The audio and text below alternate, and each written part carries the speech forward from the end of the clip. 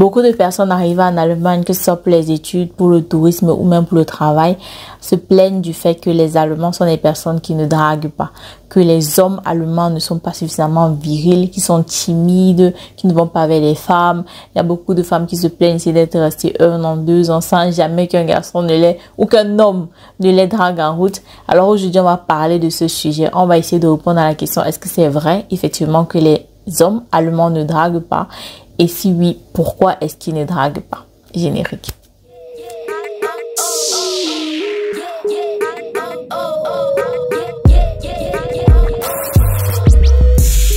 Ok. Hello, je suis Selina Diallo et bienvenue dans Connaître l'Allemagne. Tu connais, ici on parle de tout ce qui tourne autour de l'Allemagne, de près comme de loin. On parle des procédures d'immigration pour arriver en Allemagne, de la culture allemande, de la vie en Allemagne. Donc si ça t'intéresse, tu peux t'abonner et tu peux activer la cloche de notification. Les amis, excusez mes cernes, je vous en prie, j'ai eu une très longue journée. Donc voilà, aujourd'hui on va essayer de répondre à la question, est-ce que les Allemands ne draguent pas et si oui, pourquoi est-ce que les Allemands ne draguent pas? Je vais pas trop traîner dans les présentations et tout, j'ai envie de lancer le sujet avec une vidéo qui dira beaucoup plus que ce que moi j'aurais dit maintenant. Donc on voit d'abord la vidéo et après on va faire le décortiquage, d'accord? Moi je vais regarder sur mon ordinateur et je vais vous mettre l'image soit là, d'accord? Donc si ma tête est baissée, je suis en train de regarder mon ordinateur. Il est le premier porc pointé du doigt par le mouvement Balance ton porc. Voici les 2 tweets qui l'ont cloué au pilori en octobre 2017. Premier tweet, il dit « Toi aussi raconte en donnant le nom et les détails un harcèlement sexuel que tu as connu dans ton boulot, je vous attends. » Et là, je vois après un deuxième tweet qui me mentionne hein, « Tu as de gros seins, tu es mon type de femme, je vais te faire jouir toute la nuit, Éric Brion, ex-patron d'Equidia. » L'auteur des tweets, Sandra Müller, une journaliste indépendante qui vit à New York. Avec Éric Brion, ils se connaissent depuis des années et c'est au cours d'une soirée arrosée que les choses vont déraper. On a un peu bu l'un et l'autre après une grosse journée de boulot et je lui ai dit, la première chose que je lui ai dit, tu m'impressionnes, tu es brune, tu es mon type de femme, tu as de gros seins, et puis là elle m'arrête. Tu m'impressionnes, tu es brune, tu es mon type de femme, tu as de gros seins. Ces 4 remarques-là vont me faire basculer la vie de l'homme-ci. Complètement, elle me dit stop. Elle me fait comprendre grosso modo que mon attirance qui est exprimée alors, grossièrement, de façon très maladroite, je l'admets à 1000%.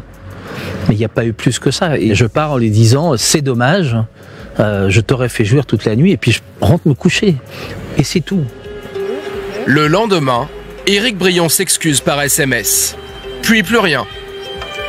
5 ans plus tard, en plein scandale Harvey Weinstein et dans la foulée du mouvement MeToo, Sandra Müller lance depuis New York le célèbre hashtag Balance ton porc en nommant Éric Brion. Son tweet fait le tour du monde. Pour l'ancien patron de chaîne. Donc, il lui a fait des remarques et elle est venue mettre ça sur la toile 5 ans plus tard. 5 ans plus tard. Pas 1 an, pas 2 mois. 5 ans plus tard.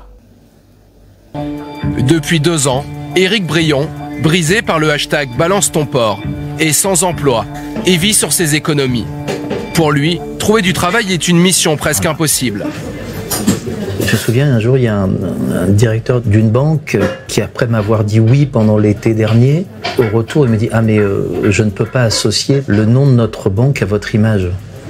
Et à un moment, je me suis dit, en fait, je vais jamais sortir de ce cercle infernal. C'est une phrase que j'ai entendue, je sais pas, 10 fois, 20 fois. Tu comprends, c'est compliqué. Non, je comprends pas.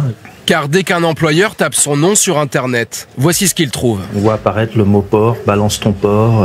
Toute la première page de Google ne parle que de ça. Toute la trace qui existe de moi sur les moteurs de recherche, c'est ça. Il n'y a que ça. Des traces qui lui collent à la peau.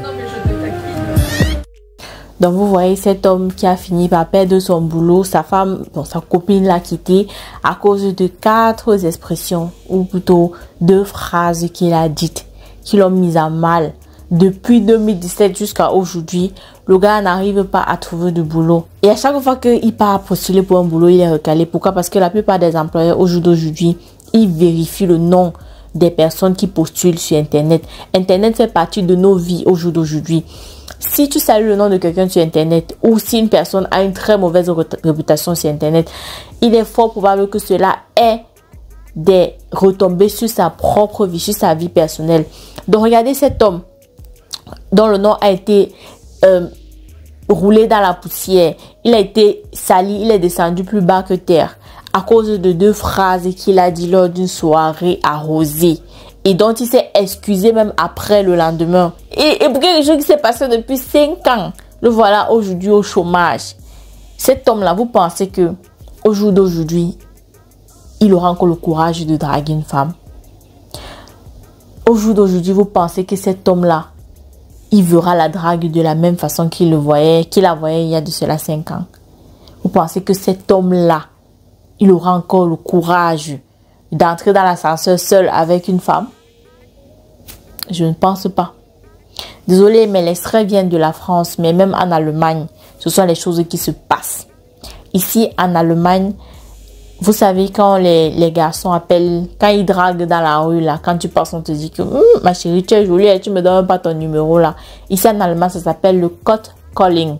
Et c'est considéré comme une sexuelle belästigung. Donc c'est pour vous dire déjà à quel niveau ça va. Je pense que il y a une très grosse différence entre le harcèlement sexuel et la drague mal placée. Dans ce cas, si on est vraiment en présence de quelqu'un qui ne sait pas draguer, qui drague de façon très déplacée, qui est odieux dans ses propos, mais il n'y a pas de harcèlement dans ce cas-ci.